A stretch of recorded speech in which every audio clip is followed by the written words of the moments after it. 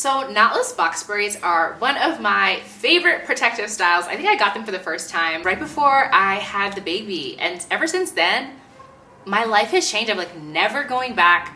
Let me not say never, but it's gonna take a lot for me to go back to regular box braids. Now the only downside about knotless braids is that because they're not braiding like from the root, they kind of get a little old looking a little bit more quickly than regular box braids. I've had these braids in now for 3 weeks. I sleep with a bonnet, but even still, like working out and just, I don't know, they just get really rough like really quickly. So in this video, I'm gonna be sharing with you how I refresh my knotless box braids, how I clean them without washing them, and how I get them to like lay down and look presentable after a couple of weeks. It's been a minute since I brought you guys some hair content, so here you go. If it's your first time here, hit that subscribe button. All right, let's get into the video. So there are 3 things I'm going to be doing. I'm going to first cleanse my scalp, then moisturize, and lastly lay down the frizz. To cleanse my scalp, I'm going to be using a dry shampoo. I feel like dry shampoos are not used enough by Black women. Dry shampoos, guys, really work. At least this one by Waterless really works to cleanse my hair without having to wash it. And you know that once you wash braids, they just frizz up even more. So I love that this dry shampoo kind of really gets in and gets the gunk out and helps freshen it up.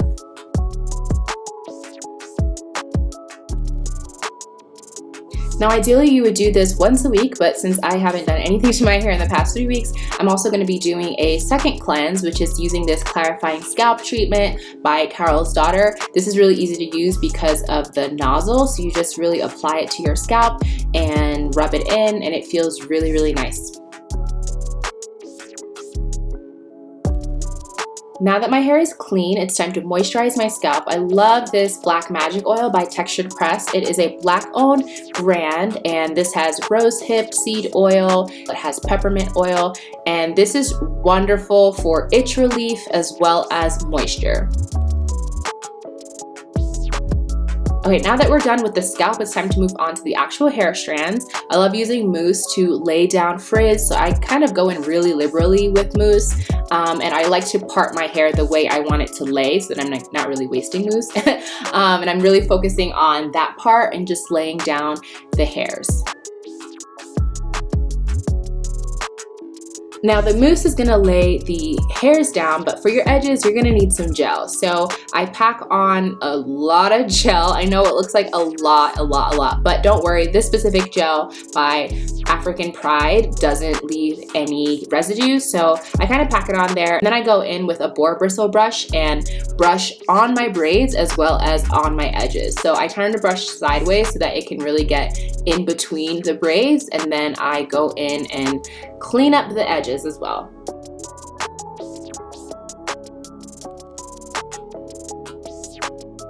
So I put on a scarf really tightly for about 15 to 30 minutes, and it just helps really set everything in place.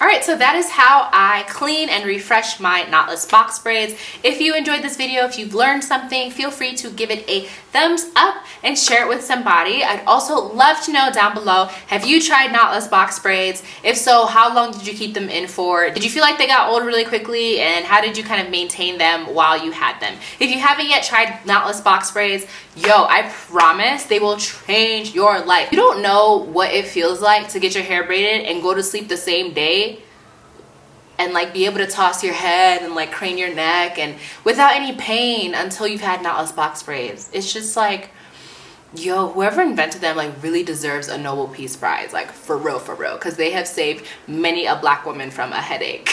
All right guys, thanks so much for watching, and I will catch you in the next video. Bye.